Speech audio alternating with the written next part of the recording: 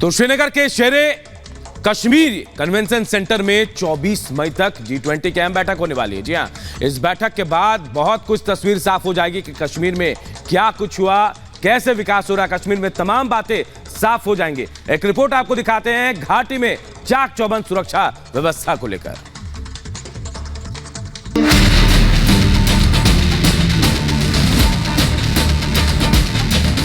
ये G20 का venue है। कश्मीर के टूरिज्म को लेकर फिल्म पॉलिसी का जो ड्राफ्ट होगा वो सब चीजें जो है इस जगह पे तय होगी।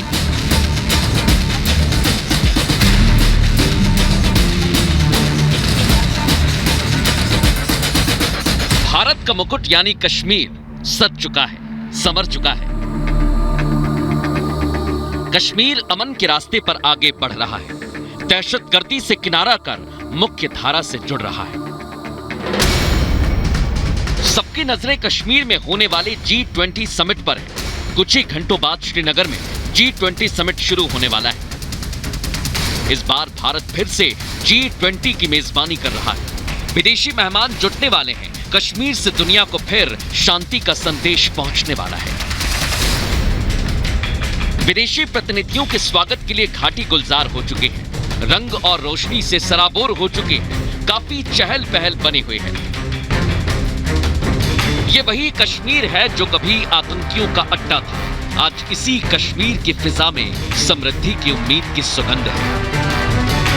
इस तरह की समिट जो है एक टूरिज्म सेक्टर जिनसे इनका रोजगार चलता है उसमें काफी ज्यादा बूस्ट मिलेगा। पिछले 2 सालों में रिकॉर्ड तोड़ टूरिस्ट जम्मू कश्मीर में, खासकर श्रीनगर और जैसे टूरिस्ट रिजॉर्ट चाहे गुलमर्ग हो, पहलगाम हो, सोनमर्ग हो, अपने आप को रजिस्टर करते रहे। लेकिन इस तरह के समिट के बाद जो है एक बड़ा बूस्ट मिलेगा जम्मू कश्मीर के टूरिज्म को। G20 को लेकर सुरक्षा के कड़े इंतजाम किए गए हैं। चप्पे चप्पे पर सुरक्षा बल तैनात कर दिए गए हैं। रिपब्लिक भारत की ग्राउंड जीरो पर टीम मौजूद है। हमारी संवाददाता जीनत ने करीब से दिखाया कि कैसे मार्कोस के कमांडोज G20 के समिट को सफल बनाने के लिए पहरा दे रहे हैं। 22 से 24 मई तक G20 की बैठक होगी। जमीन से आसमान तक कड़ी सुरक्षा होगी। मरीन कमांडोज मार्कोस डल लेक में तैनात कर दिए गए हैं। लाल चौक पर NSG कमांडो की तैनाती है। 5000 जवानों की 3 लेयर सिक्योरिटी है। 3500 के करीब CCTV लगाए गए हैं। संवेदनशील जगह पर CRT के जवान तैनात कर दिए गए। इनका यहाँ कंट्रोल रूम है, यहीं से ये लोग निकलते हैं या पानी में रेकी करने के लिए पूरा स्टेशन है। और यहाँ पर जो है हाई लेवल की मॉनिटरिंग हो रही है, क्योंकि कुछ ही दूरी पे जो आप देख सकते हैं जो सफेद रंग का आपको दिख रहा है एक टाइप का टेंट लगा है, ये SKICC है। पूरी दुनिया में भारत का दबदबा बढ़ रहा है। शक्तिशाली देशों के बीच भारत की पैठ मजबूत हुई है। G7 से लेकर G20 तक भारत की वाहवाही हो रही है। इसी वजह से चीन और पाकिस्तान नफरत की आग में जल रहे हैं। G20 की बैठक में खलल डालने की साजिश रची जा रही है। पाकिस्तान ने सभी देशों के अपने दूतावास को चिट्ठी लिखी है। इसके लिए बाकायदा पूरी टूल किट बनाई गई है। भारत के खिलाफ जहर उगलने का फॉर्मूला बताया गया है। साजिश वाली इस टूल किट में अतीक की हत्या, बुलडोजर प्रहार, CAA NRC, BBC पर एक्शन का जिक्र है। एक तरफ पाकिस्तान की जहरीली अदावत है तो दूसरी तरफ PDP चीफ महबूबा मुफ्ती पाकिस्तान की भाषा बोल रही हैं। महबूबा ने BJP पर समिट को हाईजैक करने का आरोप लगा दिया। G20 it's an event for the whole country, but the BJP has hijacked it. They have even replaced the logo with lotus. The logo should have been something to do with the country, not with the party. इसको BJP का event विपक्ष ने बनाया है। इसमें participate ना करके और लोगों के बीच में मतभेद पैदा करने का काम जो है वो महबूबा मुफ्ती जैसे लोगों ने किया। पाकिस्तान चाहे जितनी भी साजिश रच ले, महबूबा मुफ्ती जैसे लोग चाहे जितना सियासी प्रोपेगेंडा चला लें, लेकिन कश्मीर और कश्मीरियत अब इस जाल में फंसने वाली नहीं है।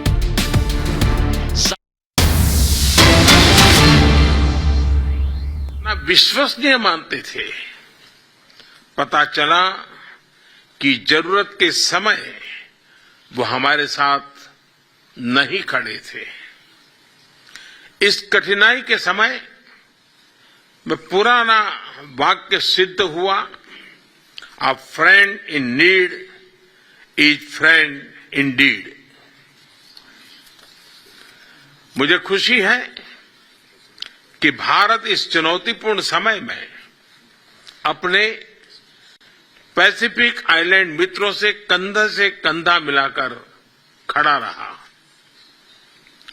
भारत में बनी वैक्सीन हो या जरूरत की दवाइयां, गेहूं हो या चीनी, भारत अपनी क्षमताओं के अनुरूप सभी साथी देशों की मदद करता रहा। एक्सेलेंसीज, जैसा मैंने पहले भी कहा है, मेरे लिए आप लार्ज ओशन कंट्रीज है, स्मॉल आइलैंड स्टेट्स नहीं।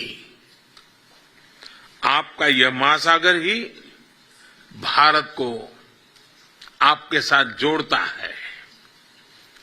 भारतीय विचारधारा में संपूर्ण विश्व को परिवार की तरह देखा गया है।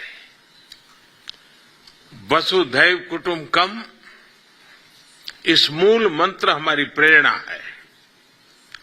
इस साल चल रही हमारी G20 प्रेसिडेंसी की थीम भी वसुधैव कुटुंबकम के उस सिद्धांत के प्रकाश में one earth, one family, one future, वो भी इसी विचारधारा पर आधारित है। इस वर्ष जनवरी में हमने voice of global south summit का आयोजन किया। आपके प्रतिनिधियों ने इसमें भाग लिया, अपने विचार साझा किए और इसके लिए मैं आपका अभिनंदन करता हूं। भारत ग्लोबल साउथ की चिंताओं, उनकी अपेक्षाओं और उनकी आकांक्षाओं को G20 के जरिए विश्व के समक्ष पहुंचाना अपना दायित्व मानता है। एक्सेलेंसीज, पिछले 2 दिनों में G7 आउटरीच समिट में भी मेरा यही प्रयत्न था। हिज एक्सेलेंसी मार्क ब्राउन, जो वहां पर पैसिफिक आइलैंड फोरम का प्रतिनिधित्व कर रहे थे, वे इसके साक्षी हैं। एक्सेलेंसीज, क्लाइमेट चेंज के मुद्दे पर भारत ने महत्वाकांक्षी लक्ष्य सामने रखे हैं। मुझे खुशी है कि हम इन पर तेजी से काम कर रहे हैं। पिछले साल यूएन सेक्रेटरी जनरल के साथ मैंने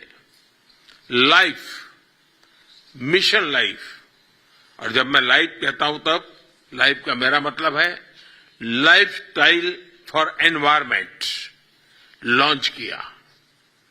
मैं चाहूंगा कि आप सभी भी इस मूवमेंट से जुड़े। भारत ने इंटरनेशनल सोलर अलायंस और CDRI जैसे इनिशिएटिव लिए हैं। मैं समझता हूं कि सोलर अलायंस के साथ आप में से ज्यादातर देश जुड़े हैं। मेरा विश्वास है CDRI के प्रोग्राम्स को भी आप यूजफुल पाएंगे।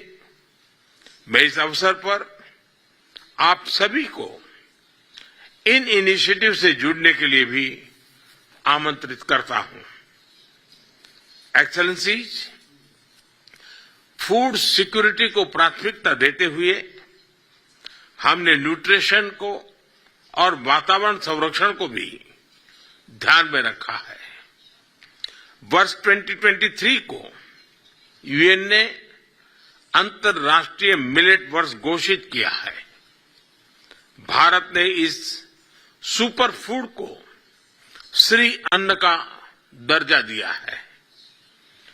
इनकी खेती में कम पानी लगता है और उनमें न्यूट्रिशन भी अधिक है। मेरा विश्वास है कि मिलेट आपके देशों में भी सस्टेनेबल फूड सिक्योरिटी सुनिश्चित करने में बड़ा योगदान दे सकते हैं। एक्सेलेंसीज, भारत आपकी प्राथमिकताओं का सम्मान करता है, आपका डेवलपमेंट पार्टनर होने पर गर्व महसूस करता है। मानवीय सहायता हो या फिर आपका विकास, भारत को आप भरोसेमंद पार्टनर के रूप में देख सकते हैं, विश्वास कर सकते हैं। पाउल का कन्वेंशन सेंटर, नाउरू का वेस्ट मैनेजमेंट प्रोजेक्ट,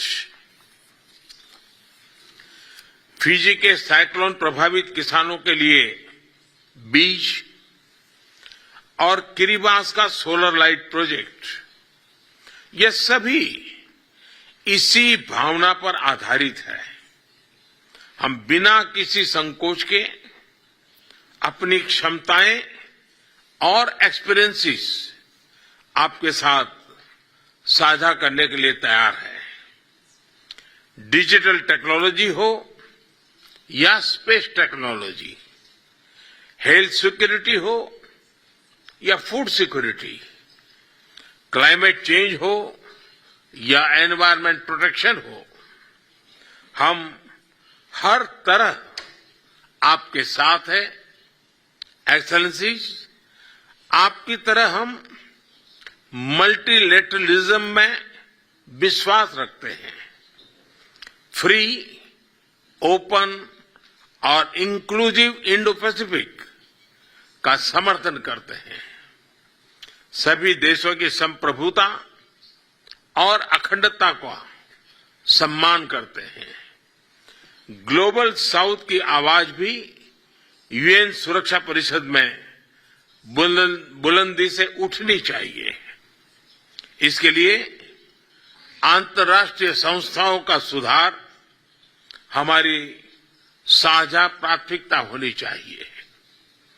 हिरोशिमा में ऑस्ट्रेलिया, अमेरिका और जापान के साथ क्वाड में मेरी विस्तार से बात हुई है।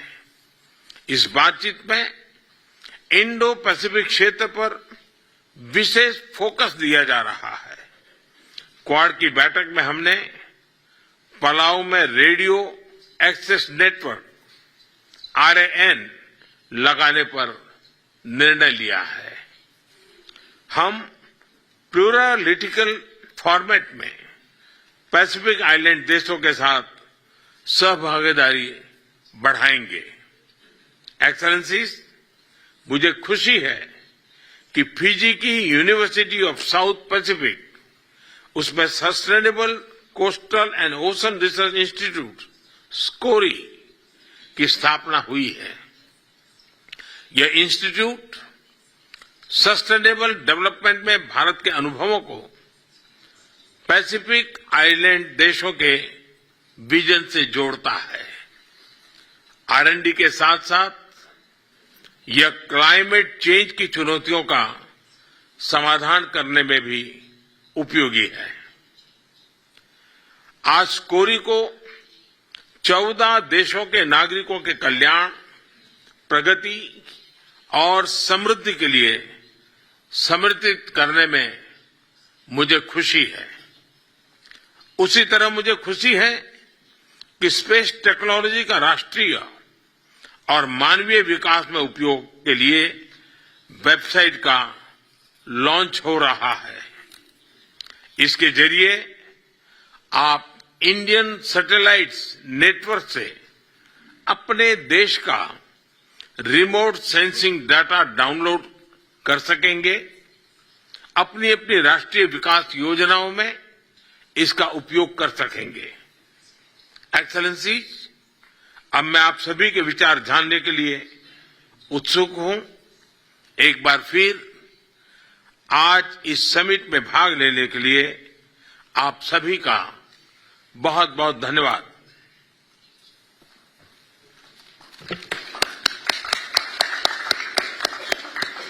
प्रधानमंत्री नरेंद्र मोदी पापुआ गिनी में फिपेक सम्मेलन में शामिल हुए और खासतौर पर पापुआ गिनी को बताया कि भारत पर भरोसा कर सकते हैं, एक बेहतर साझेदार, एक पार्टनर के रूप में, और विकास की जो गाथाएं हैं वो साथ मिलकर लिखी जाएगी। तस्वीरें भी हमने आपको दिखाई। वन फैमिली वन फ्यूचर हमारा मंत्र। प्रधानमंत्री नरेंद्र मोदी कई बातें भारत के बारे में बताते नजर आए।